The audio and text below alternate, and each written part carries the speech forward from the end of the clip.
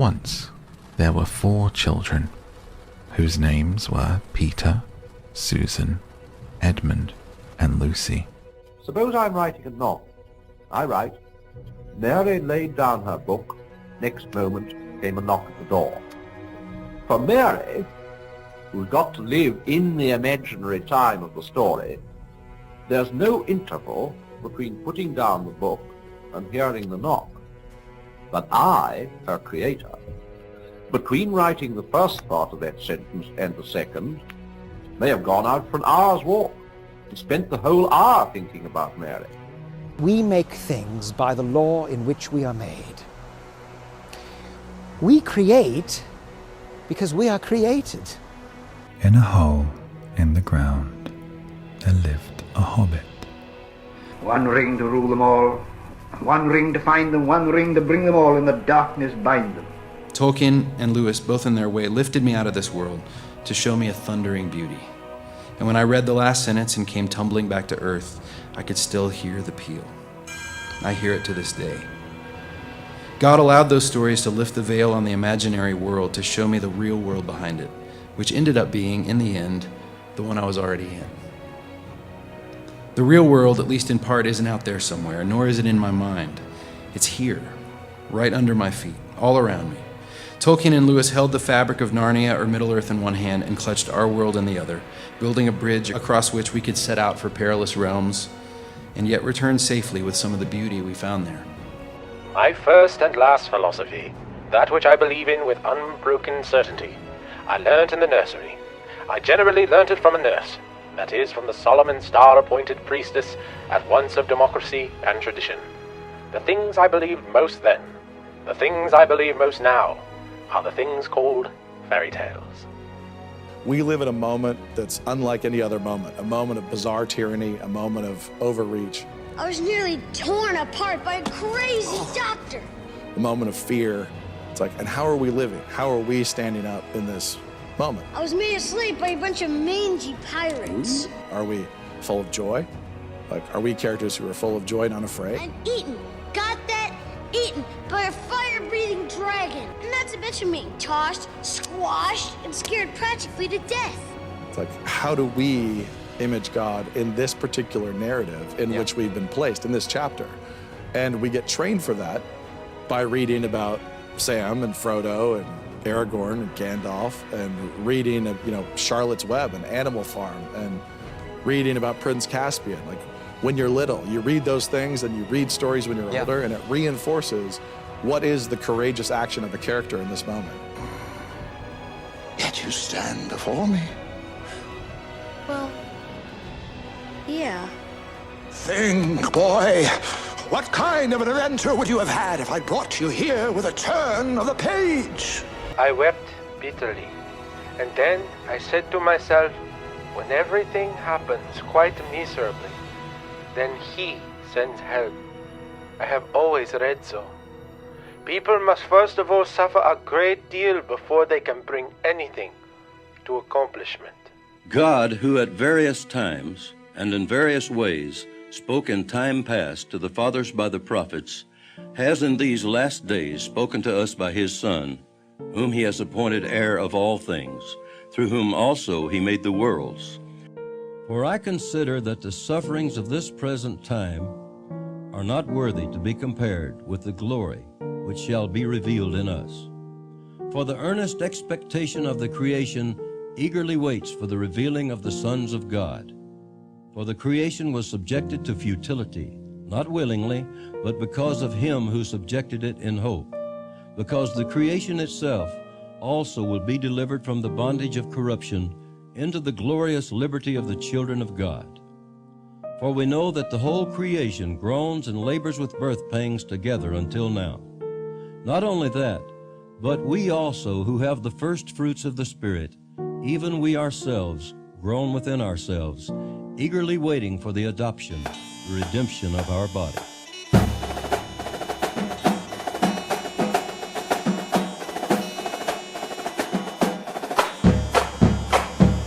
Minstrel boy to the war is gone, in the ranks of death you'll find him. His father's sword he hath girded on, and his wild harp slung behind him. God of song, said the warrior bard, though all the world betray thee, one sword at least thy right shall guard, one faithful harp shall praise thee.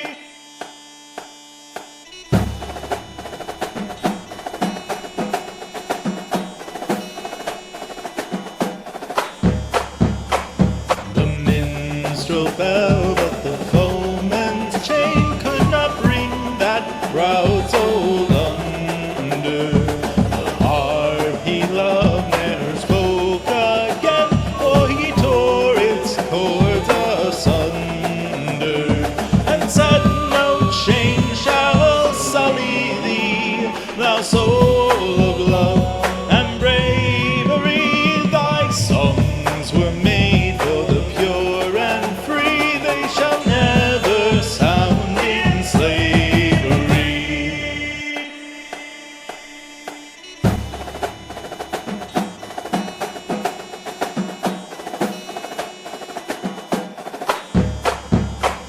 The chains upon the people came, and they gave away their freedom. No prophets left, they then grew lame, they accepted their false kingdom. But one young man saw the minstrel boy, and he took up the shredded strings, and with great love remade with joy the sacred tool for truth to sing.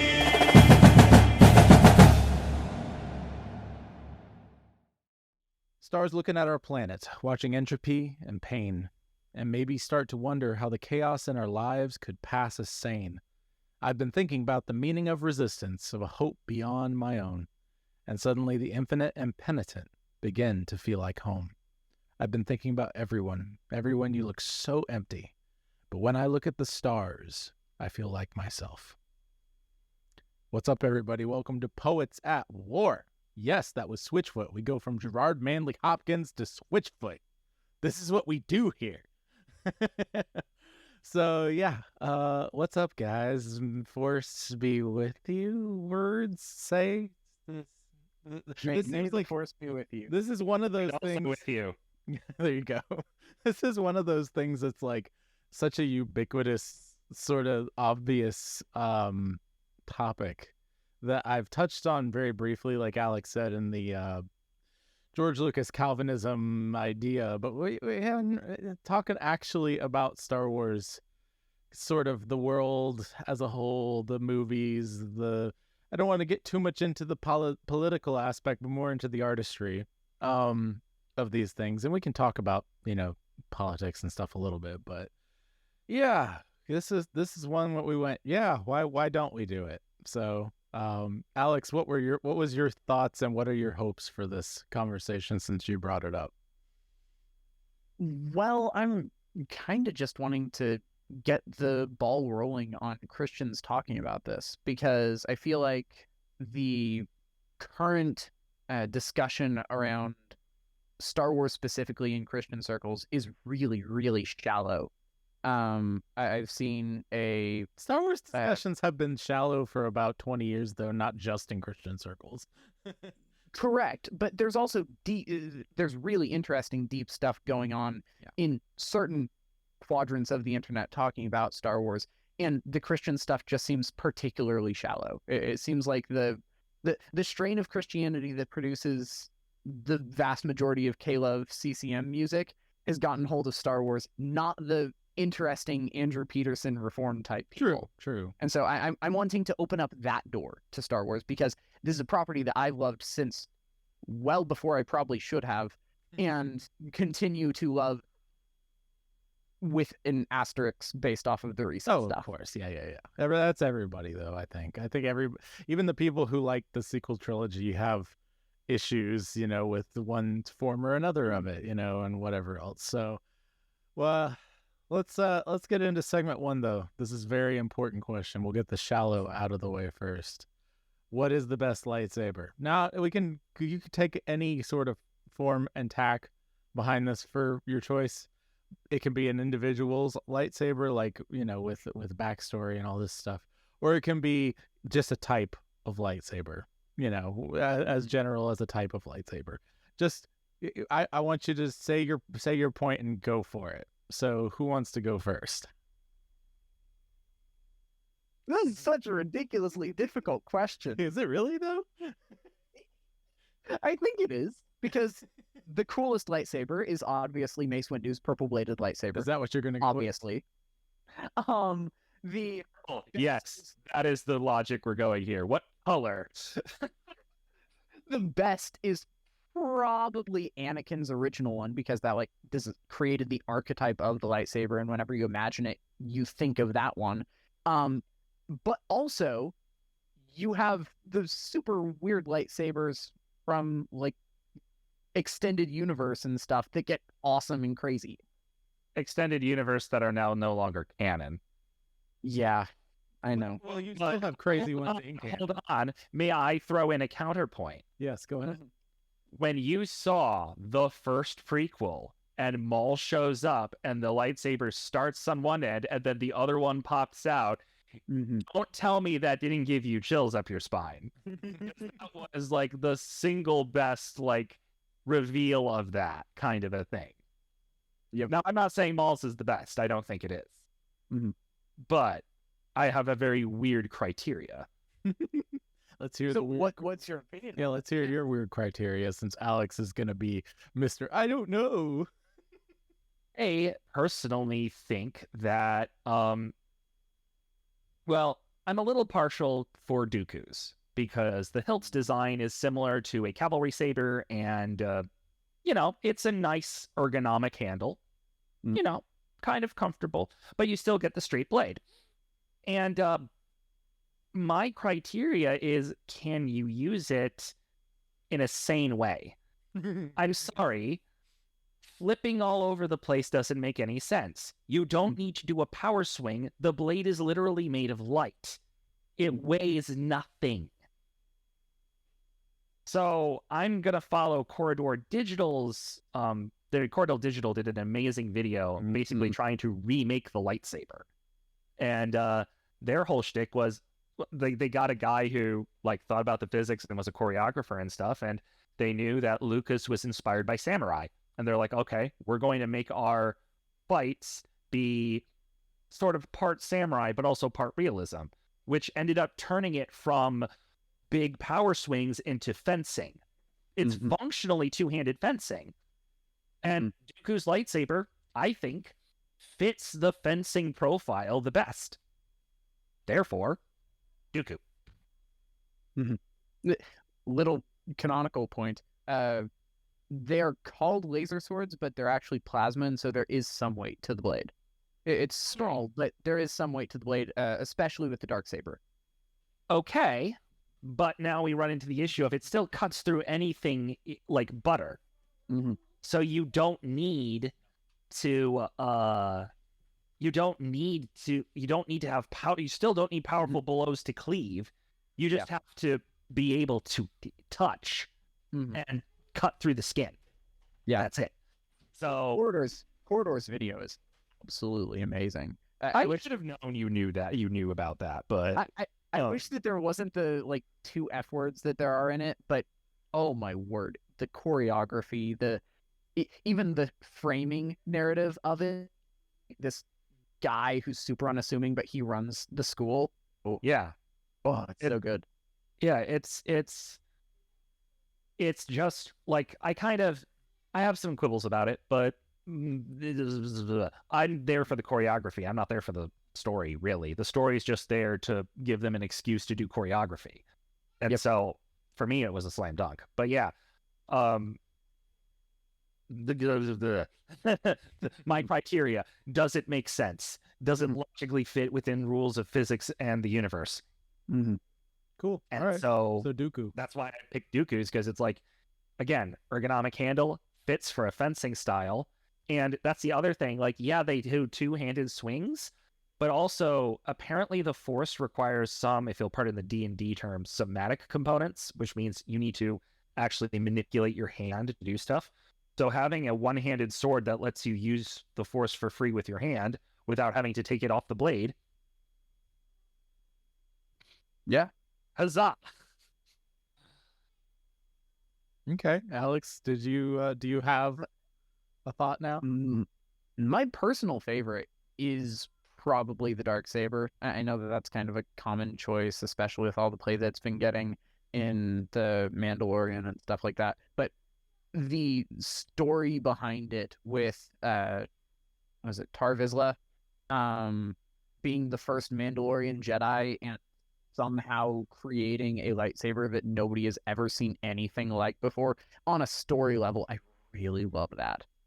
And then obviously the Youngling Slayer 2000 is just a fantastic lightsaber as well. Not the Younglings.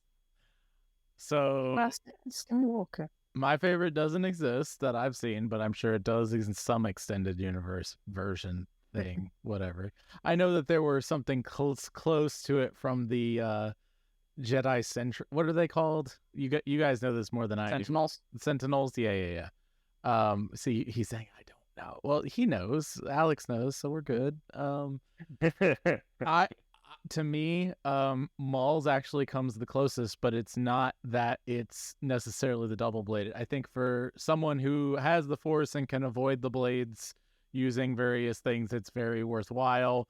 But honestly, I like it more when he uses one blade on the double bladed and has the second has the surprise, waiting in the wings.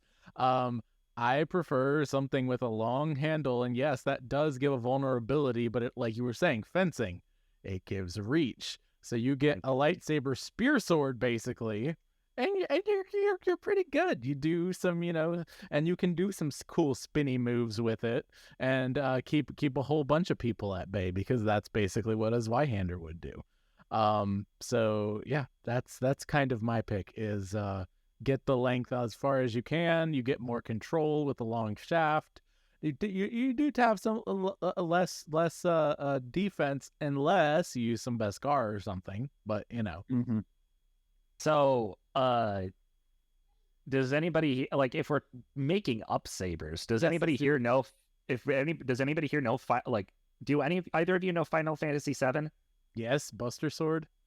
No, Sephiroth sword. Oh, Sephiroth sword, yeah.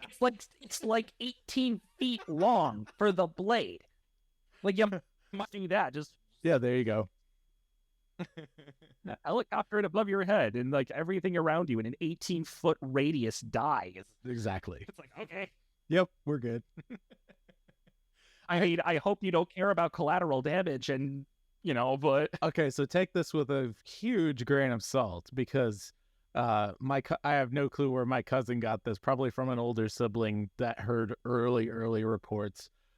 This was like when episode 1 had just come out, and he probably, like I said, got it from an older brother who was hearing early reports and stuff. But apparently there wasn't gonna be at some point, and this is just some random report urban legend. Let's chalk it up to that. Savage, what's his name? Savage Opress. Savage Opress was supposedly going to be in the canon movies at some point, or something close to it, and he was going to try to avenge Maul. This is before Maul was not dead. And he was going to have like some ridiculously long lightsaber. So yeah, that's literally all I know. Urban legend from when I was like 9, so that doesn't surprise me, because a lot of the stuff that happened in Clone Wars was just, we wanted to do this in the movies, but it didn't work for them. Right. And so we got it into the canon. So there we go. Well, I think that'll do it for segment 1. I think everyone was able to defend their point of view a little bit. So mine is always, who cares about the system? Let's remake it. So anyway. Yeah. But yeah, thinking about yours, there is another game in Dark Souls 3. There's a character called the Nameless King. He's a boss. He's got basically a spear sword. Yeah. And so I'm thinking now, like, yeah, it's not like a full-length spear like the haft is still like, only right, not even my full body length, but the sword itself is still huge. Yes. Huge. I mean, spear swords were a thing. Yeah, they were super common, but they were a thing. So, any which way, we'll move on to segment 2. Attention all Christian writers and creative peoples! Are you searching for a place to share your work and receive encouragement from fellow wordsmiths? Look no further than the Broodcast. Inspired by the legendary Inklings of old, a group of writers who banded together during the Second Great War. The Broodcast is your monthly gathering for inspiration, fellowship, and critique. Join us as we share our stories and support our fellow soldiers on our creative missions. Enlist in the Broodcast community today at joshuadavidling.com/brood. Travel cyberspace. Serve the greatest cause. Join the ranks of the Brood today. Imagine if you had everything Tolkien ever wrote. Well, you can't have his, but you can have mine. The Ling Lyricanium is $10 a month, and you can find it at joshuadavidling.com/LL. That's joshuadavidling.com/LL. I've grown up with Star Wars. I have loved it since forever ago. I basically can't remember my life without having Star Wars in it at some form, having that influence, as I think is pretty common with people of my generation. And they've influenced basically everything about me. And it's very interesting to see the depth that George Lucas was actually able to put into not just the original trilogy, but also the prequel trilogy as well. And I really love all of the original 6 movies. Everything from New Hope to Revenge of the Sith. I've especially gained a new appreciation for Revenge of the Sith recently. I think that Force Awakens is fine, and I really, really enjoy Last Jedi. I can't stand Rise of Skywalker. What are you guys' thoughts on the 9 main films? You want to go, Brendan, or me? Why don't you go? Okay. I'll do in just because it works for my brain easier in number order. So I'm one of the people of my generation who actually really likes Phantom Menace. Most people older than me, I feel like it's like right on the line. I'm right on that line. I really like Phantom Menace. I think it's a fun reintroduction to Star Wars. And there's a lot of just interesting world building going on. Attack of the Clones, I have a lot of issues with and have a really hard time with certain parts of it, but I think it's just because it's a very different kind of Star Wars story that's going on, and I think that they have they completely change, and then we'll get into this more later, the way that they reveal secrets in this and in Revenge of the Sith. Phantom Menace mostly holds to the way that they revealed secrets in the original trilogy, where you have much more of a world where you're noticing things. There's little connections to things, and a lot of stuff is passive, seemingly, until you're like, oh, that's what that is. Whereas with the mystery kind of aspect, and yeah, we'll get to it, but Attack of the Clones, it just kind of threw me. I feel like that's where the original trilogy goes wrong for me, in Revenge of the Sith as well, to where essentially like we have very little changed about the way we view the original trilogy, which is what I was hoping for from the prequels. I think that's the main reason you do a prequel, is to give a new spin on the original, but that's the way I look at things. As far as the original trilogy, love New Hope. It's classic. Nothing I really more than I could say about that. Empire, I really like. It was the one that I watched the least as a kid because my parents were concerned about violence, whatever, the hand getting cut off, all that other good stuff. But it was exciting, and I did enjoy seeing it when I saw it. And then Return of the Jedi was the first one that I saw any part of, and was immediately hooked by the speeder bike chase, followed by the lightsaber. That was the first time I saw a lightsaber, is when Luke pulls it out at the end of the speeder bike chase. So I have a special place in my heart for that one, both for that and what I think is the greatest ending. A lot of people have weirdness about Return of the Jedi. I do not. It's my favorite. Force Awakens, I enjoyed. Last Jedi, I enjoyed, but saw where people were having issues with it. Rise of Skywalker had elements that I saw that did fulfill things that I really was hoping for to see in the based on what I saw in the first two. And it's a hot mess. It's a hot mess with a lot of really good parts that I don't think get enough love. So I'll give it to you that way. That's the overall of the 9 for me. Brendan? Okay, I'm gonna go in order I saw them because that makes the most sense to me. Cool. So 4, I don't remember it. 5, gave me nightmares. 6, loved. Okay, let me clarify. Don't remember 4 very much because I mean I saw it. I know I saw it a bunch of times, but I was more of a fantasy kid. Right. My parents were having me playing D&D with me when I was in 2nd grade. Right. You know, I was in the fantasy realm, man.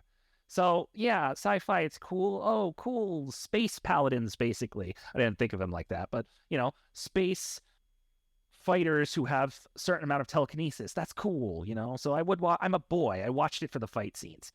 5, the torture scene with Han scarred me. Torture scenes in general, I don't handle well. But that one, I just, no. And then 6, I absolutely loved because it was a ton of fun action. It ended great. I agree with you. I think the ending is great in that one. And it was sort of like, oh, that's, you know, it felt like good closure to me. Yes. Phantom Menace, I really liked. Now, Phantom Menace is coming out, I think I'm in middle school, I want to say. 1999. Yeah, so barely in middle school, maybe. I would have been 7, actually. So there you go. And I loved it. I loved Phantom Menace. It was great. And my theory is that Phantom Menace, you sort of said it was a nice reintroduction to Star Wars. I think the reason why a bunch of people didn't like it was because it wasn't adult. Yes. It was really aimed at kids. Yes. Phantom Menace was like, let's take a giant cannon and point it at the small people. Yes. Like that, everything about it. Jar Jar was for kids. I liked Jar Jar. Everyone hated Jar Jar, but I liked him because he was funny. He was a comic relief character. He was for kids. Then this 2, Attack of the Clones, I think. Yes. It was cool. There were some neat moments. I think no, that was in the 3rd one, I'm pretty sure. There were some great memes that come from the prequels, so we can all appreciate the hello there. But 2 was kind of forgettable for me. I think I didn't like the fact of how angsty Anakin, that's his name. Wrong franchise. I wasn't a huge fan of how angsty he was, but you know, whatever. You know, he had a rough life. That's fine. And then the 3rd one was okay. My initial impression was, all right, another Star Wars movie, fine. Looking back on it, I feel like, and this is sort of I think this is a big problem from episode 2 onward, except for 4, 5, and 6. Episode 2, 3, 7, 8, and 9 all have the issue of seeds of potential ideas not executed on. Yes. For 2 and 3, it was the political intrigue. I think if they turned and did for 2 and 3 what Winter Soldier did for Marvel, it would have been a slam dunk. Yep. I think it would have been amazing. But that would have taken it completely away from the kid angle that they created in Phantom Menace. Episode 1. And Phantom Menace wasn't, like, there was plenty of adultness in Phantom Menace. Let me just say that right there. There is a lot there, and most of it's tied to Qui-Gon. But Qui-Gon, I mean, Liam Neeson's a fantastic actor. I don't think he gets enough credit for how good he is. and he did such an amazing job as Qui-Gon Jinn. And I think that he as a character overall just doesn't get enough love. I feel like part of the political intrigue, a big part of the political intrigue isn't just the Senate. And I feel like if they had the corruption closer to home more throughout 2 and 3, particularly within the Jedi Order itself, which they kind of sort of tried to do, but if that was the main body that was particularly corrupted, and Yoda and Mace didn't know nothing about it, but everybody else under them to a certain level did, that you end up having a much more intriguing situation, in my opinion, where you could really explore what Qui-Gon was on about, being as loose from the system. You got this sort of rogue cop sort of thing going on in the beginning, where it's like, they wanted you on the council and you said no, right, or whatever it was. And so like Qui-Gon, that's expanded on in Clone Wars and all kinds of other places, but if you don't have a good sense of who Qui-Gon is, which a lot of people didn't going into 2 and 3, a lot of stuff doesn't make sense. Obi-Wan being too young to be a master, like, is barely touched on, but that's all very key to the story of Anakin's turning.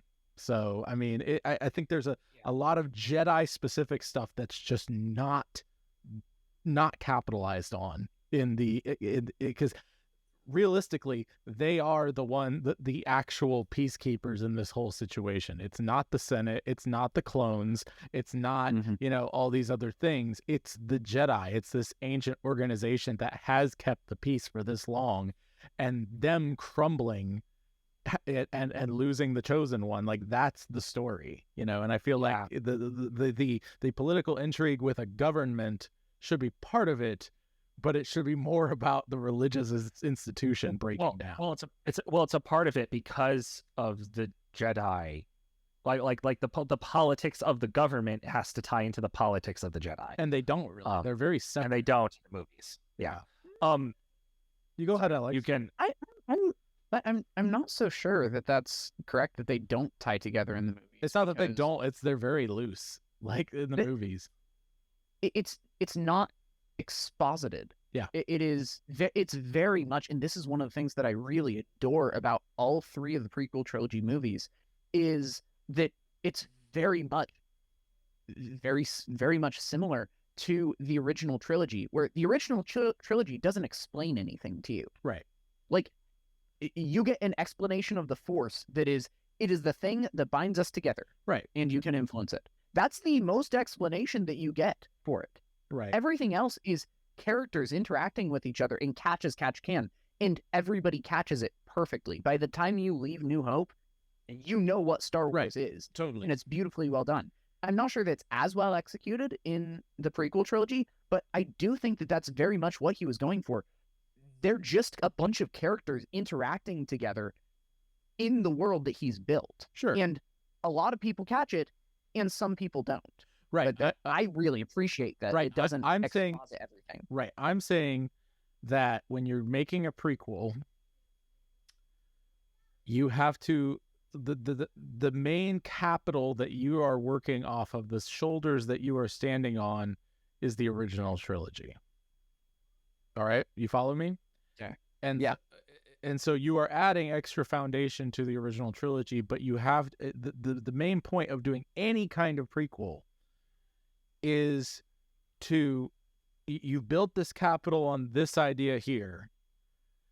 There was nothing to support an old republic in the original trilogy, but there was a lot to support an ancient Jedi order that held peace in the galaxy. Okay? So it doesn't mean that there can't be a government. It doesn't mean that you can't introduce these things. But the emotional weight of the previous films and the previous generations had much more understanding of the Jedi than they did the Old Republic. All that we got of the Old Republic was basically Leia's parents and Mon Mothma. So go ahead, Fred. Mon Mothma. It's a different universe. Well, I think that, and I think though that because of that, the fact that the Phantom Menace doesn't deal with the Jedi initially is a good thing. Yes, and it would serve to our theory of having the Jedi Order crumbling from the inside, basically eroding and rotting away, and having the story be about that. That would make it all the better that you don't focus on that in the first one, because what you're seeing is Qui-Gon. Yes. And the fact that he's separate from this, and you're going, hang on, what's going on here? If this is a great thing, why is he separate? And then as you reveal over 2 and 3, we could have shown that as it collapsed. And because everything's connected to this whole Jedi Sith thing, the Sith are coming back, how is that, sin is being reintroduced into this Eden, right? and it's affecting everything from the inside out. And so like you have in that situation much more of a sense of Obi-Wan being conflicted. You can play with that a lot harder than just him being sort of whimsically lost on this. What are these clones? Like you have to, of course, they mention the clones in episode 4, so you have to capitalize on what are the clones. But like, there's so much more that can be done with the Jedi Order that, and that's the thing that almost everyone who's like, okay, everyone who is everything is not, no, it is actually the train they harp on that they say was so intriguing and so interesting, this ancient Jedi master teaching this guy, and these weird powers, you're trying to understand the limits of them, but it's very vague, all this. That part in Solo, like that is Star Wars to me. Those two things to get held together, right? The Han Solo, your Firefly basically over here, longer and more also with everything else. We place in that for the Republic. You can have a Republic, you had Leia's parents, but they were never, and you could tell that they were everything and for managing, but the real story is the Jedi and you follow me? Mm-hmm. And he's the grandpa from which all this comes, I don't know. Well, I mean, I just got off on a tangent.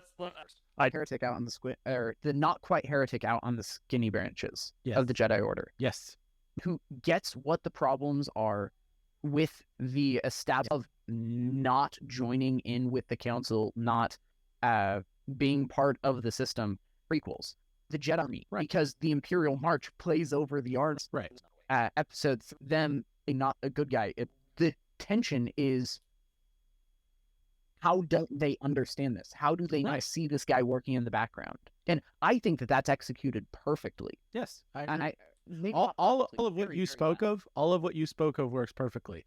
The stuff that doesn't, in my mind, is I still to this day don't fully understand what was going on with Dooku and how when it changed, right? Okay, and beyond that, you also have these senators and things that have all. Sergeant Ollie here, reporting that we are receiving interference from the enemy. There will be a couple times throughout this podcast that you will hear interference. Please stand by. The only thing lost in this segment during the recording was our General Joshua David Ling continuing to speak on the unnecessary political angles and storylines during much of the prequels. And now, back to what we have of this recording. All of these motivations and thoughts and places and their planets and whatever else. And that is played more for intrigue, in my opinion, than what you're talking about with the Jedi leading the clones, right? And that's where I have a problem, is where we get off on all this Mon Mothma-ness going on over here, right? When the focus is conflicted. We don't get any of why Mace is or isn't conflicted, not really. We don't get any of why Ki-Adi-Mundi, who we see probably the third amount, we don't understand like the hierarchy at all, and you don't have to go in depth. You get like a couple more Jedi characters who are like Obi-Wan's superiors, and you give it just a little bit of a, okay, this guy's 100% for it. Mace could be like the 110% gung-ho, we're at war, deal with it. You know, you've got Yoda, who's extremely conflicted on all ends and trying to be the middle of the road guy. You got Ki-Adi-Mundi, for example, could be we're talking Conehead, by the way, if you know what I'm talking about. Oh, thank you. Yeah, you got it. Anyway, thank you for providing me with with you know who I'm talking about. Conehead with the Mr. Whitaker mustache. Yeah. It's yeah. So you could have him, who's always sitting really close to Yoda and Mace in the movies and things, and has like just a few lines. You could have him be the guy who's questioning people at every turn and actually ends up getting some Jedi killed, you know, as a result, right? But he still believes that it was the right thing to do. You know, you could have Plo Koon as a fourth and have him, you know, be Mace's right-hand man, you know, or whatever, right? And then you have a really interesting dynamic for the rest of the thing. And you only have to give them a few more lines. You really don't have to do a lot, but you can really quickly establish that there's much more of a... they're struggling through the idea of a chain of command instead of a round table, right? And this would you take away 10 minutes of standing in the Senate chattering, and you put it toward the Jedi actually walking with one another, training with one another, and then you can have more fight scenes, right? Like just sparring or whatever, right? And you could throw that in there with some expositional dialogue, and it's immediately like 10% better. So I'm just saying, like that's the only thing that made them that and the secret thing, which we can get to. 7, 8, 9, Brendan. Okay, I'm gonna disagree with Alex a little bit. 7, when I first watched, I'm like, oh, that's fun, but I didn't necessarily like it. It was fun, but I didn't. But there was a part of me that was like, there is wrong with this, but I couldn't articulate why. And then 8 and 9 were just trash, absolute trash. For, I will argue, 3 main reasons. I say 3. I actually don't know the number. I just came up with 3 because that's the magic number that preachers always use. Yes. 1, there was politics involved. And from political standpoint, both internal of J.J. Abrams versus Rian Johnson, which is hilarious when you watch 9 and see all the stuff that JJ was doing. You're basically going, no, this guy who had my film screwed up. That's just funny for me. But also politics from the culture seeping in to basically having a Mary Sue in the form of, like, I know it's a tired complaint, but it really is. And the reason why this ties into point 2, they messed with the established world and world building in a way that didn't make any sense. Right. Yep. I'm not just talking about force healing. That's stupid. Yes. Fine. I'm Also talking about in the video games, though. Yeah, it is. Details. That's because they have to in a game in order to let the character live, because otherwise you would die. It would be Dark Souls with less healing. Okay. All right. Let's just get that out of the way. Let's just get that out of the way. But let's wrong fantasy. This is what I'm gonna say on that. But anyway, but here's the thing that bugs me. You killed the Emperor. You didn't only kill the Emperor, you destroyed his super mega weapon for the second time. The Empire is in shatters, is in tatters. There shouldn't be anything left. Now, is there a chain of command? Yes, there's always a chain of command. So the next person up should have taken control, and from that, you can possibly get the First Order, maybe, possibly-ish. Here's the problem I have with that, though. The rebels were waiting to capitalize on this. Luke is still a force to be reckoned with. Pun intended. Leia is she's a mad woman. Okay, she would see this and go, all right, we're doing this, we're doing this, we're doing this. The Empire is going down in 16 days. Mm-hmm. Yeah. So why the heck are we back to Rebels and the First Order? Uh-huh. And none of that is explained. You can kind of get it a little bit with the awful Kylo Ren's backstory. Yeah. Why does that exist? Hello? Why is Luke so character assassinated that he's not even a shadow of his former self? He's an awkward, like, puddle on the ground that happened to be in the shadow of the former Luke Skywalker. It's not even the shadow. It's so bad. Maybe he's Jake Skywalker. Yeah, it's basically that. And so, but here's the thing that bugs me about 7 and why I say, like, it's actual garbage, like, even worse than you realize. When you watch it, if you're watching carefully, you can actually see good characterization there. There's good characterization hidden in Rey. Like, she starts off not trusting Finn, right? And so, she's super BA and can kick all of the bad guys' butt like it's no problem. But, I mean, whatever. Like, you can overcome that non-character flaw. We can overcome that to a certain degree with her train. Maybe the guys goons are she's just really adept at taking them down. She knows their tactics and stuff. Fine, whatever. But she doesn't trust Finn. And then after the explosion, when the first question Finn asks is, "Are you okay?" she just kind of, yeah, I'm fine. After that, she willingly takes Finn's hand whenever he grabs it, where before she was resisting, saying, "Stop taking my hand, I don't need you." So it's like, oh, look, there's actual decent characterization there. But then they don't go far enough, in my opinion. But 2, it just gets destroyed in the later films by turning her into basically mini female god. Yes. Without training. You know, I know you're raising your hand, Josh. Sorry. It's okay. But I will argue, and this is my one thing that keeps me from entirely lambasting the sequel trilogy and all of the stuff about, you know, the politics destroying everything. It did.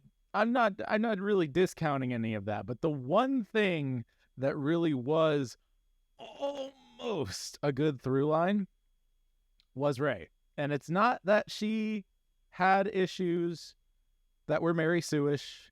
That's where it started to break and crumble. But I would argue there is an actual story there, and it's the only thing that has a story with all the stuff that was broken in number 9. But the fact is, regardless of whether she was supposed to be or not, I feel like there's only 2 options you could have gone with after Last Jedi. And they actually went with the one that's less postmodern. The 2 options you can go with for her parentage situation is she really is nobody. And anybody can be anybody.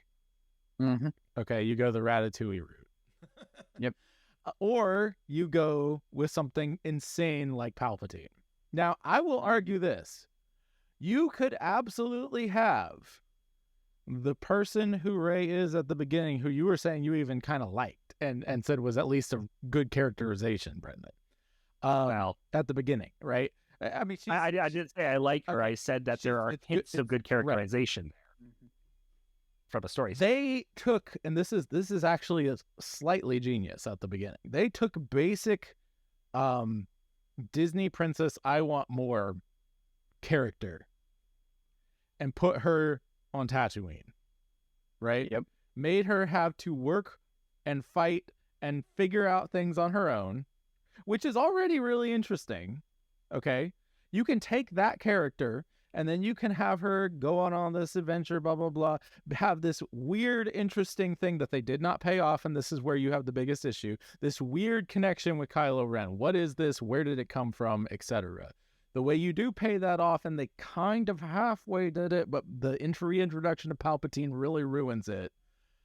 If she's Palpatine's, granddaughter, and you don't reintroduce him in the, the horrible, terrible way you did it, you can still have her wrestle with the existential crisis of being that Palpatine, right? She has to fight against her, blood, and all that other stuff. And they do that a very tiny amount. And some of it is actually okay. You have her, even bring together all the, the power of the various Jedi together at the end to, finish off this situation. That would be what would be really interesting is the reason those Jedi came into her is because Palpatine figured out a way to cheat the Force into becoming a Force ghost, and now he's destroying all of Force Ghost land. You see what I'm saying? And then what do you have at the end? The savior of the Jedi, the one who in this generation brought balance to the Force, who is less of a warring knight who saved the day, less of a paladin like Luke, and more of a mother who brings balance to the Force through the process of of actual healing. You can do the Moana route, right? Moana was very focused on this idea of Moana's not a BA, female character because she's super hyper competent. She is that because of her compassion. Right.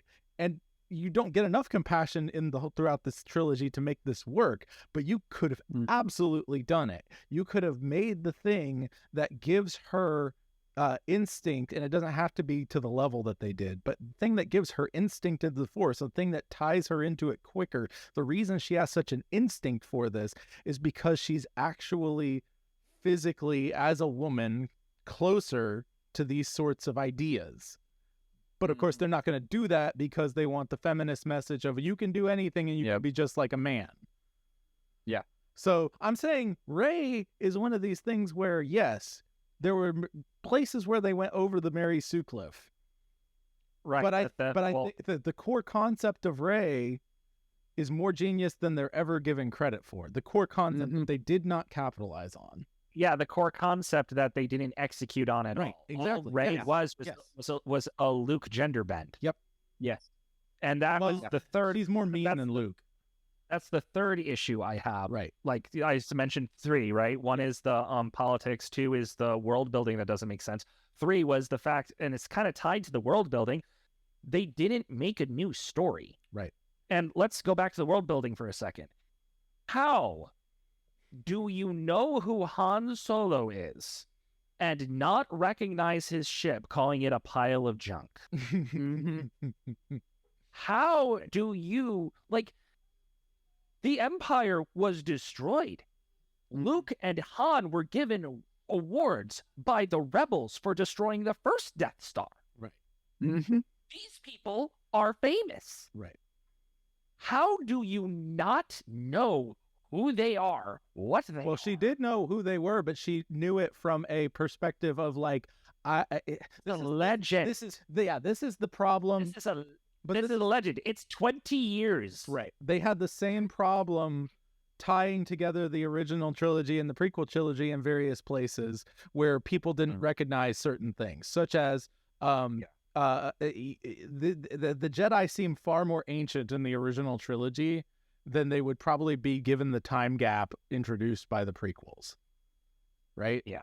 For example, Yoda, Luke doesn't know who Yoda is. There isn't, that's being completely wiped by the Empire. Okay.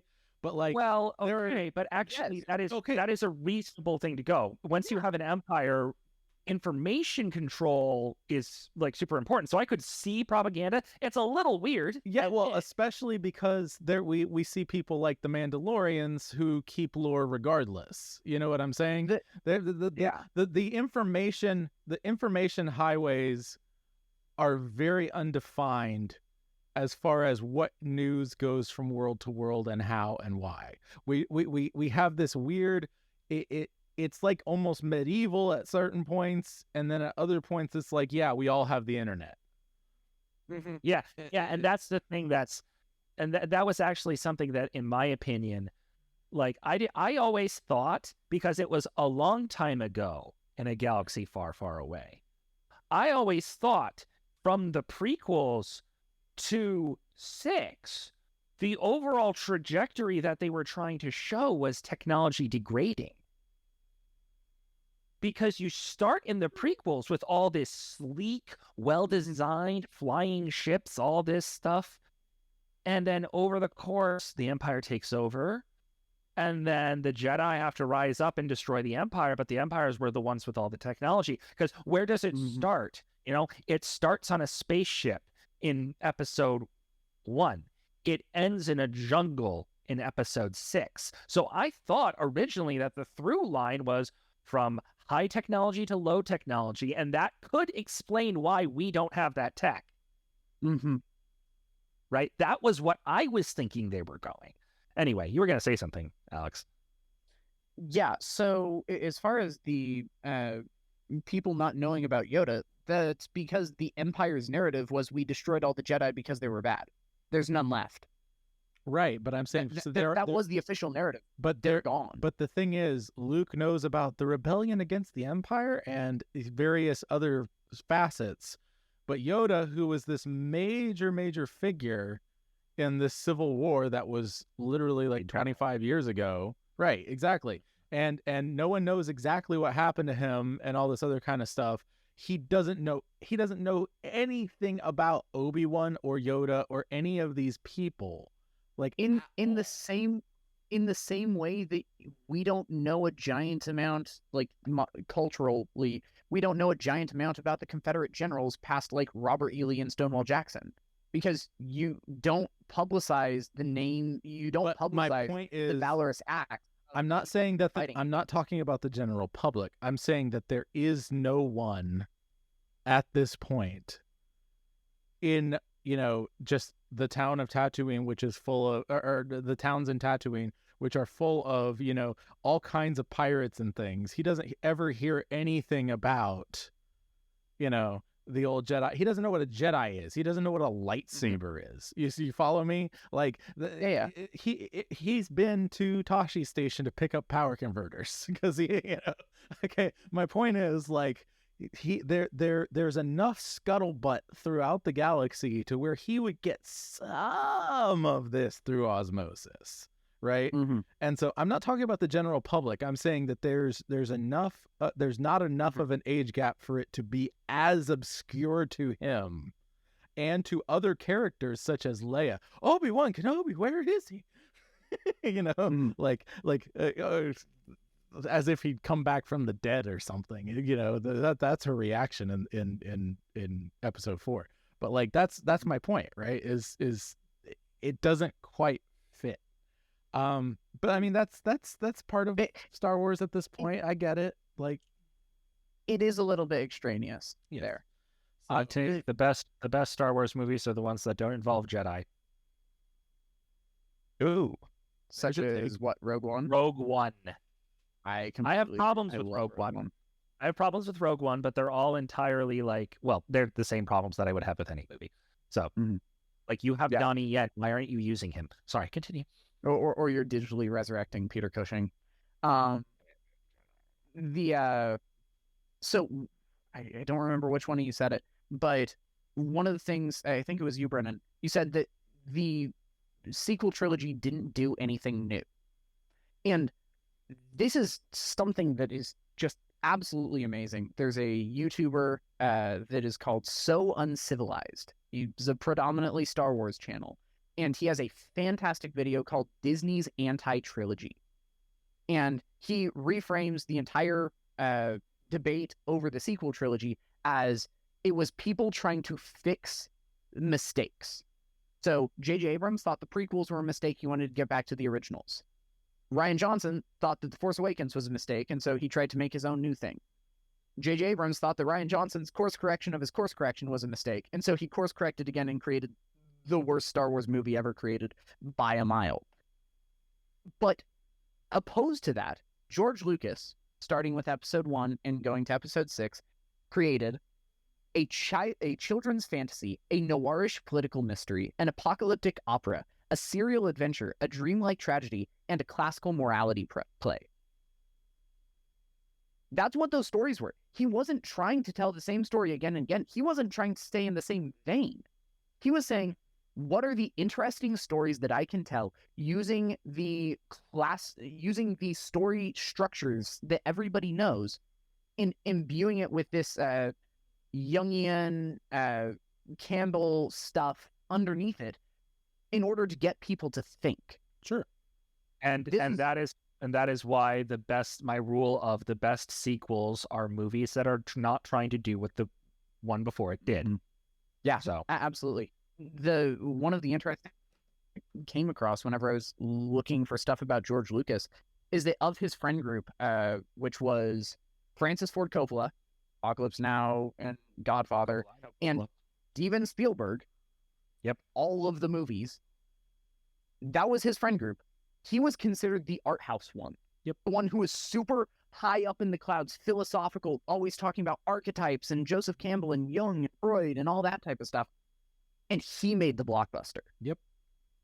He made the blockbuster series that became the pop culture icon. Now, Spielberg obviously made blockbusters as well, but Coppola is known as the, artistic director. In that friend group, Lucas was the artistic one. Right. Yep. Which is mind-blowing to me. Mm-hmm. Yeah. The thing that, and this is where we can kind of transition to culture, I think, a little bit. This is that turning point. I think that the biggest brains, big boy brains, are the people who. Do you need batteries?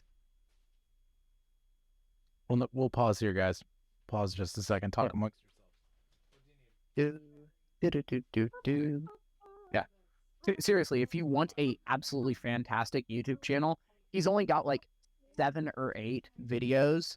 So Uncivilized is super, super good. And he lays, most of the videos are just praise for Star Wars, talking about how great Jar Jar is, talking about all of that type of stuff. And then his like third to last video is Disney's anti-trilogy. And so he really works up his bona fides of, I love this stuff.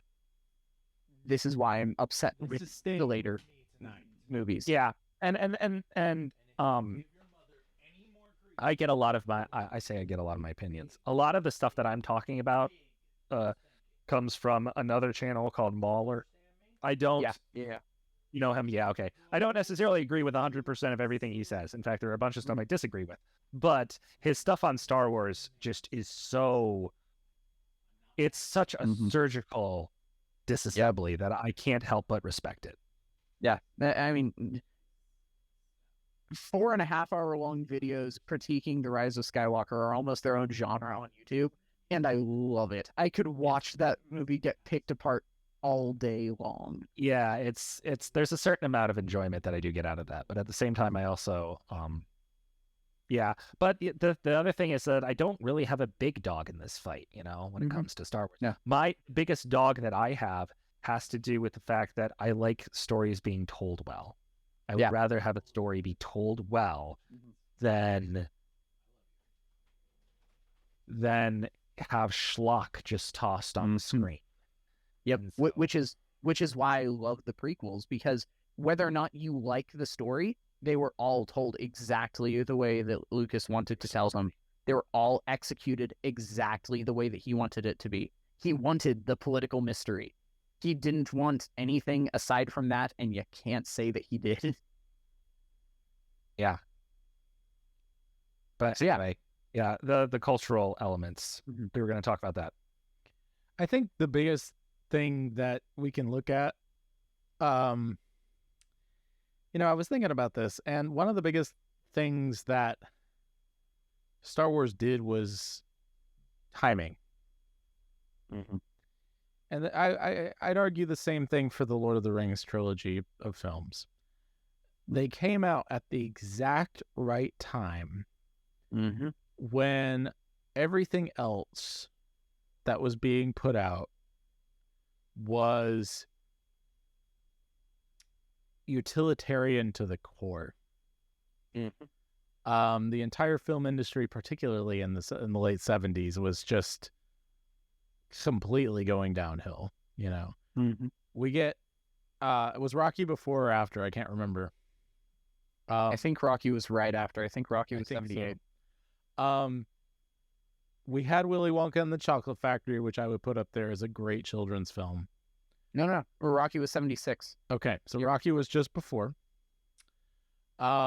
we had some good films starting to be made, but a lot of them were very much in the vein of keep it under budget, Hollywood struggling, the entertainment industry struggling. Disco itself was a cost-cutting measure, but also it's basically almost everything aesthetically was cost-cutting in order to get the maximum, effect, right? Yep. And then you get this overblown budget, ridiculous movie that if it wasn't edited properly would have been horrible. It would have been another, Flash Gordon kind of thing, but it was edited pitch perfect this time around and just absolutely blew up. The editor knew whether instinctively or not. I haven't really researched the editing team very much, but they knew the core aspects of the Jungian thing that Lucas was doing, whether overtly or not, and they pushed it forward. And the reception was incredible, and it changed a lot of people who had completely forgotten that these sort of fairy tales could exist, that they did exist.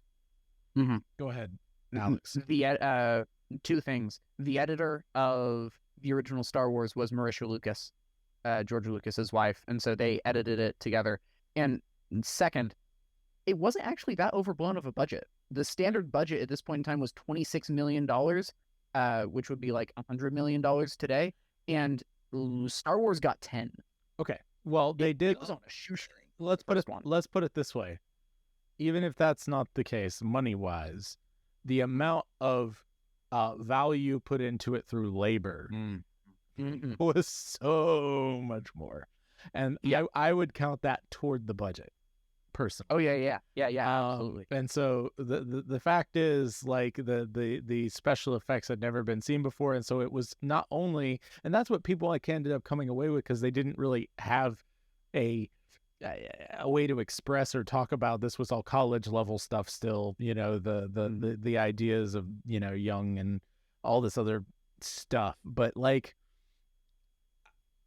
I think the same thing happened in 2001 with Lord of the Rings, even stronger, honestly. But I think the idea of the morality of the whole situation being put forward, that there was a strong morality at all, being put to film with, good versus evil, very straightforward, fairy tale sort of thing, with all this amazing space stuff. I think that's something that Christians act like you can just shove the gospel into anything that doesn't have blood and gore and nudity, right? And you can just, it'll just work. Well, this is actually true. If you put a strong morality that speaks of the way God made the universe, you can paint it whatever color of sci-fi, art film, whatever is popular at the time, and actually get a reaction from it. Still should make it good, but like, you can paint it however you want, honestly. If you get these core concepts down, if you get these tropes down, we'll go back to last episode, heraldry. A lot of this stuff is ingrained in the culture, east or west, right? Like, there's some variations. There's a few things different here or there, depending on where you're from. But Han Solo is a space cowboy. The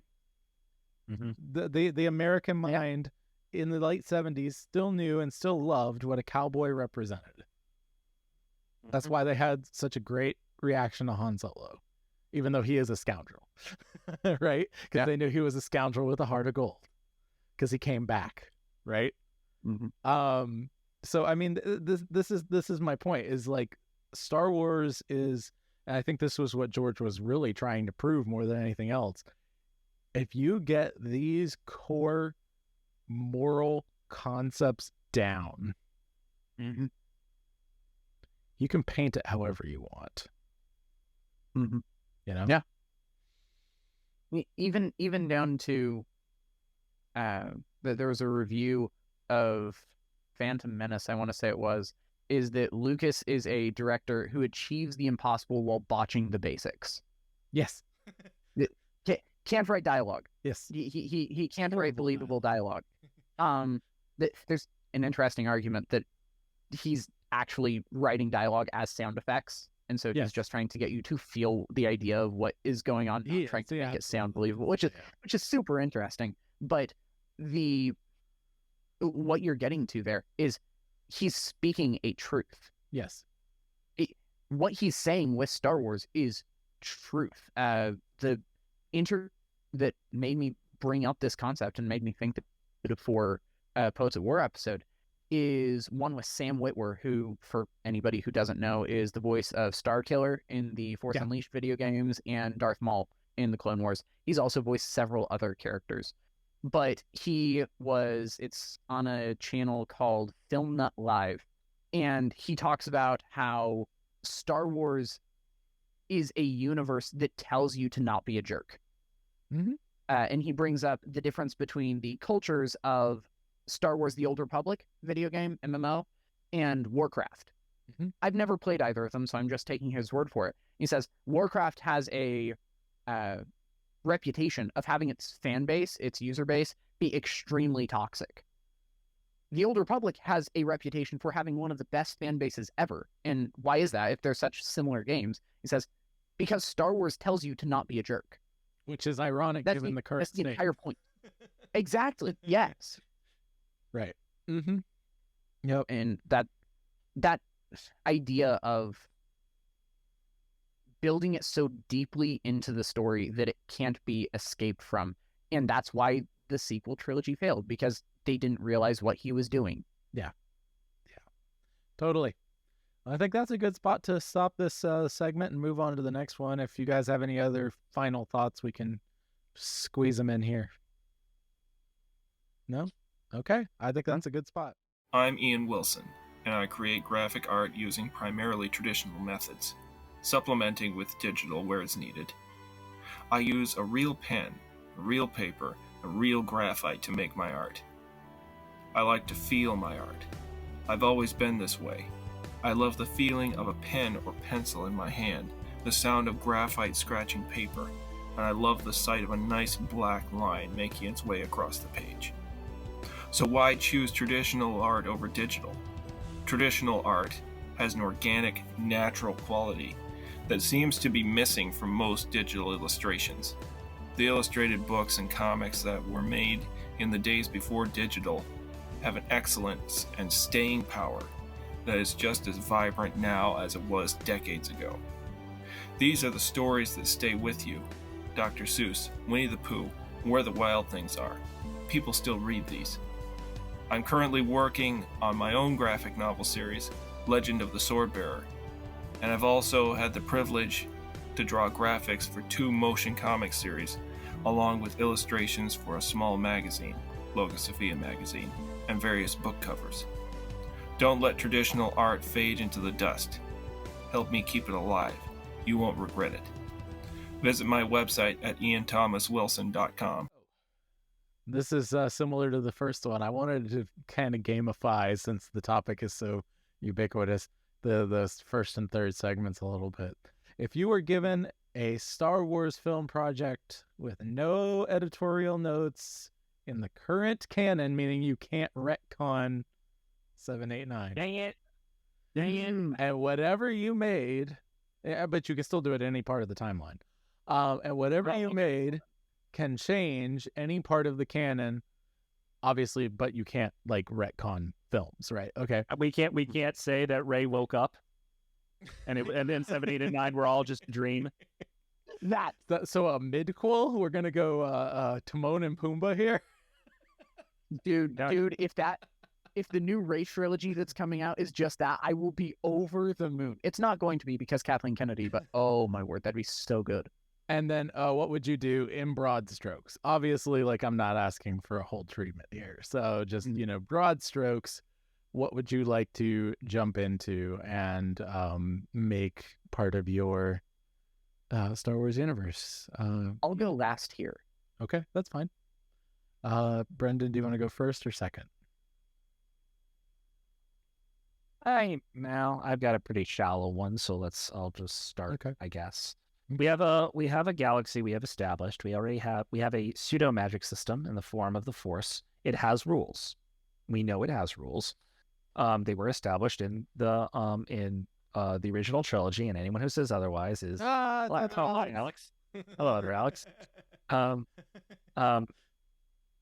But I'm actually really intrigued by and kind of inspired by the Jedi Survivor games.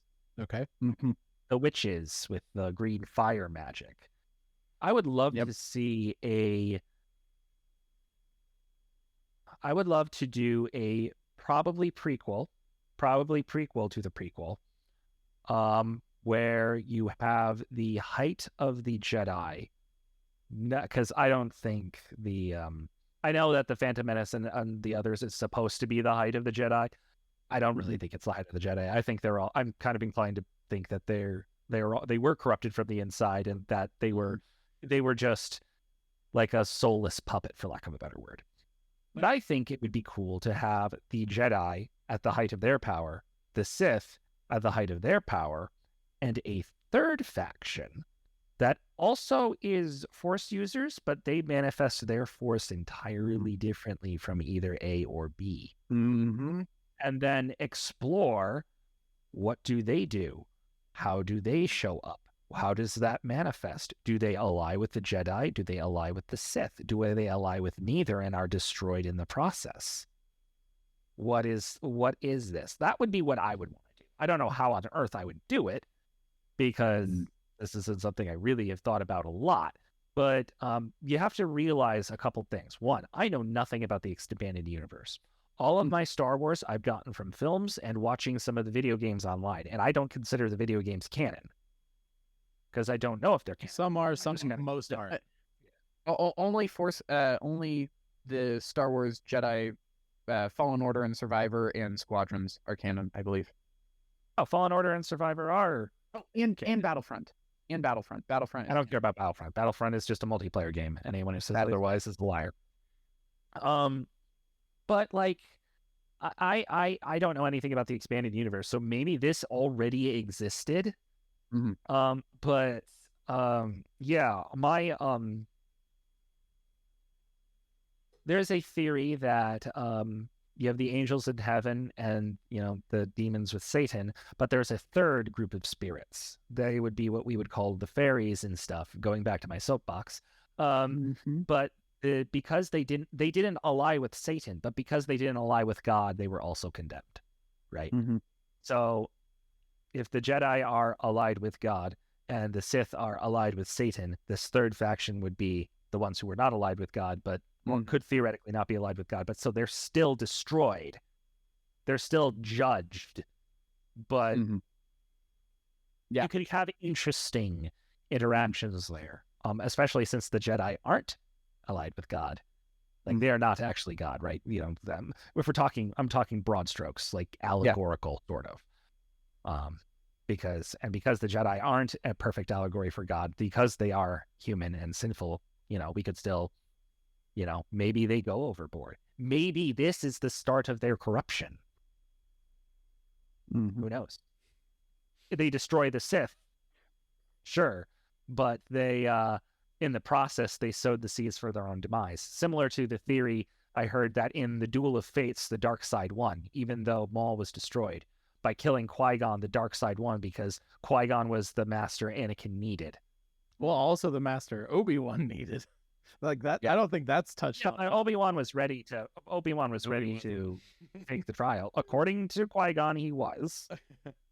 And the next time we see him, he is the master of Anakin. Qui-Gon was wrong. That's where he was wrong. Well, no, I think Qui-Gon was right, but he was subtly he was kind of doing that thing that PDQ Bach did, where PDQ Bach was a musician. No, he was a musician who said, okay, these are Bach's rules for music. and you think these rules will help you write good music, I'm going to write bad music using these rules. Right, okay. That's what I think Qui-Gon was doing. Okay. By saying Obi-Wan was ready, he's going, yeah, he's ready by your criteria, but not for the real world. Well, he could also have been doing Gandalf and Gollum, where he still has a role to play, right? I think that Obi-Wan was ready in a Jedi environment where Qui-Gon still was.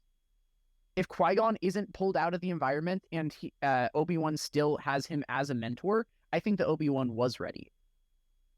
But either once you remove Qui-Gon, So I guess we've just confirmed that we're all just a bunch of Qui-Gon fans, and that he hasn't alluded into having anything be good. Okay. But regardless, so yeah, I've said mine. I've said my story. Alex wants to go last, so Joshua, you ready? No, but let's do it anyways. You guys are gonna. I know better than to say I'm ready. I think there's a 60% chance you guys are gonna hate this, but here we go. So Disney currently is of the opinion, and a lot of others are of the opinion, starting to become more of the opinion, let's put it that way, that expanded universes and multiverses and all these other sorts of things are going out of fashion, and they need to kind of figure out other stuff. I actually am going to double down. Alex is scared. With mine, my plan is to actually begin a film series that uses, and no, not in the J.J. Abrams Star Trek way, not alternate timelines either, but time travel. Yes, I'm introducing time travel to Star Wars. That has not been done. And essentially what you have is a, super horrible time, Rey's getting old, whatever else, and she sends back this no-name, nobody Jedi Padawan of hers because it's the last one. Everyone's being killed off. The evil's going to win, and she says basically, you have to go back and find the source of the beginning of the Force. Okay. So we through this process, though, you can only jump back so far at a time. So we actually get several films where they have to go back to various places. They get separated from the technology, et cetera, and essentially have to come back and move on to the next time, further and further back in time. And we don't know when the Force started because that's all been lost thanks to Yoda burning down that hut. But basically, in Last Jedi, anyway, but we keep going back. That Rey ended up having the sacred text. Rey has the book. Okay, well, anyway, okay, sure. Anyway, you're right. But anyway, that doesn't matter. Go further back, further and further and further. Rey lost him too. Well, the books lost it. You can go and you keep going further and further back, and Rey has this intuition and has some communication with this person, trying in the present, situation, some communication about what's going on, what's changing, throughout history, all that other kind of stuff as they're trying to figure this out. And she's essentially saying that she feels as though the Force had some kind of mother. We're playing off what I had talked about previously. One of the fun ways that we can tie in time to this whole thing is to have a Treasure Planet episode crossover. That's the first thing, because everyone's talking Treasure Planet on TikTok right now. And you can make that, because of the technology, a couple thousand years before anything in Phantom Menace, you can tie that in. You can have some fun with various sci-fi projects.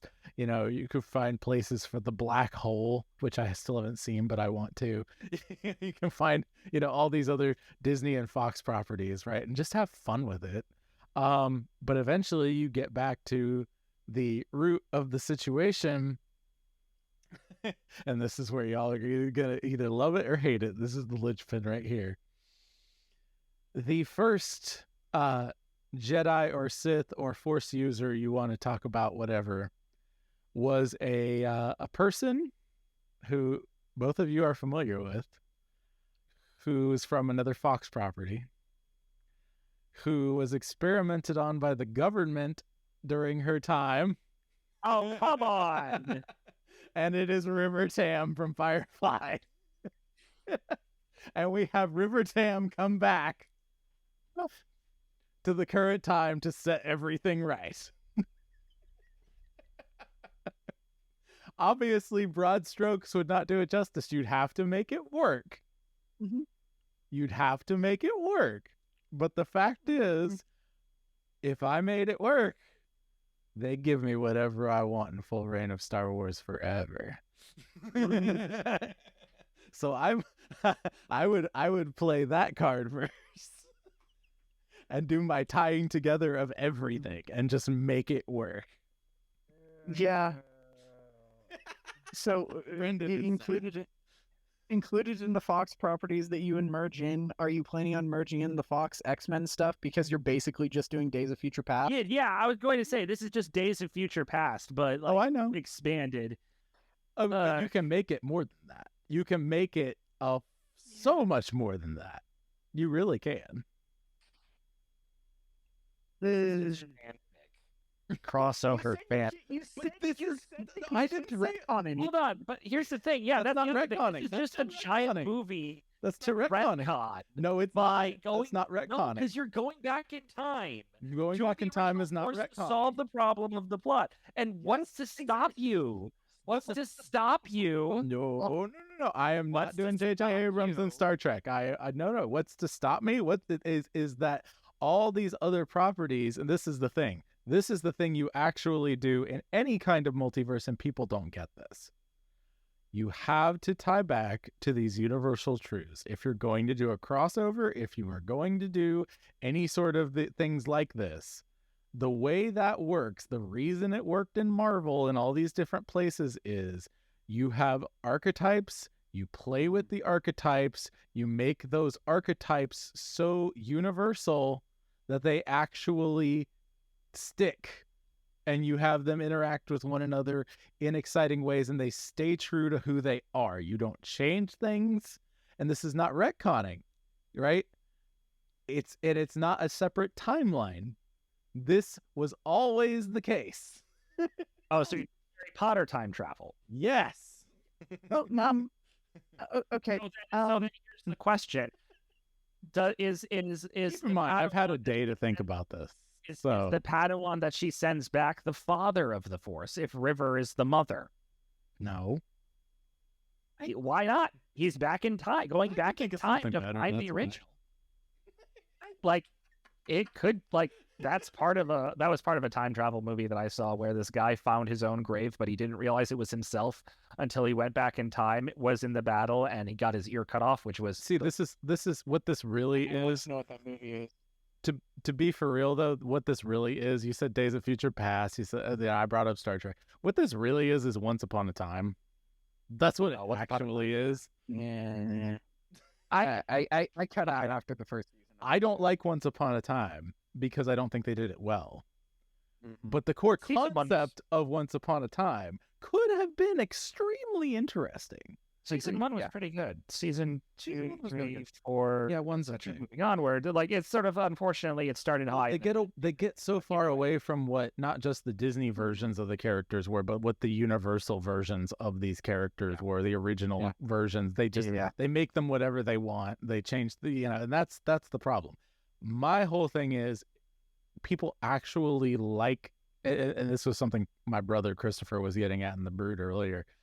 The whole idea of removing, and this is something interesting in the sequel trilogy too, because they were trying to do some of this with Kylo Ren, just burn it down, right? They were trying to show the Marxist crazy, he's no longer a traditional liberal who just wants to rule the galaxy and bring order. He's actually like, a Marxist who wants to burn everything down and let it start over, right? They were actually doing that, and then they just abandoned it. Yep. So, that's because there wasn't a they. It was JJ and then Ryan and then JJ. Right. Exactly. So I'm just going to say I don't like it when IPs cross. That's my thing. That's my issue. I completely agree. But if you wanted to try to make that work, if you are able to magically get this, good luck. I just don't think I would enjoy it because I don't know. I just have a thing against that. The only exception was Kingdom Hearts. Kingdom Hearts is fun. It's Kingdom not Hearts great. was really good, but It's not great storytelling, but it's fun. No, I mean, no, but I have nostalgic good feeties with that. Okay, I will totally admit that everything about that for me is nostalgia and feelings and the fact that I was an emotional high schooler. So, anyway, moving on. Brian David Gilbert trying to dissect the Kingdom Hearts timeline so that it's easy to understand is amazing. It's not possible. You should go watch it. It's on Polygon. It's so good.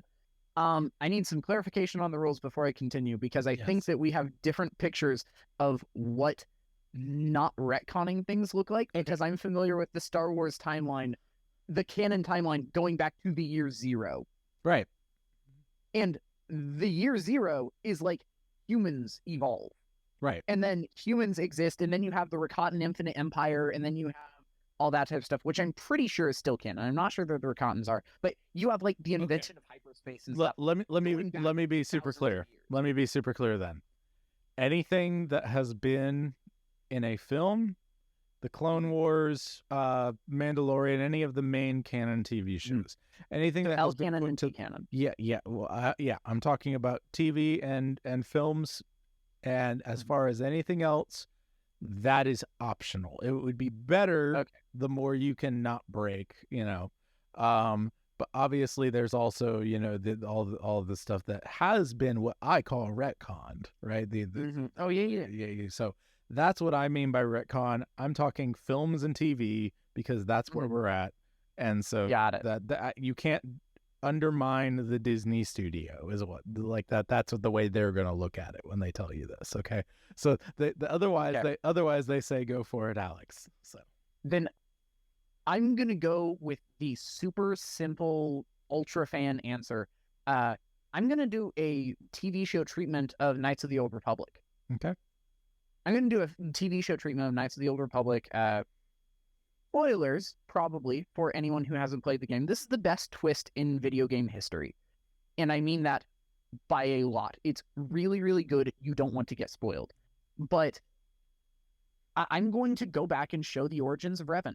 I'm going to go back and show the origins of Revan and the battle with the Sith and the Mandalorian Wars and go through all of that and try to pull off that twist in TV as opposed to just a video game. I'm not sure that it's going to work as well because having the relationship that the player has to the characters of that game is part of what makes it such a great twist.